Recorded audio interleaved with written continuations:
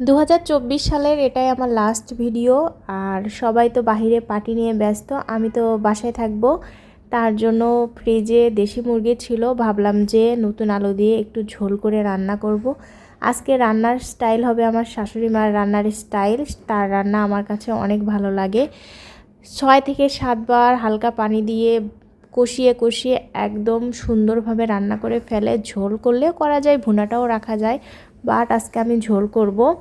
এটা আমার কাছে অনেক ভালো লাগে। আর মাংসর মধ্যে যদি নতুন আলু থাকে তাহলে তো কথাই নেই, মাংসর চেয়ে আমি আলুটাই বেশি খেয়ে নেই।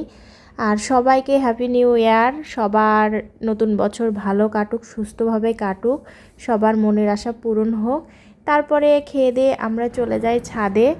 তখন ছিল হচ্ছে 11টা 57, 3 মিনিট বাকি ছিল। গিয়ে দেখি যে মানুষের আর ধৈর্য ছিল না আর কি। 12টা পর্যন্ত কেউই ওয়েট করেনি, তার আগে আতশবাতি ফুটানো শুরু করে দিয়েছে।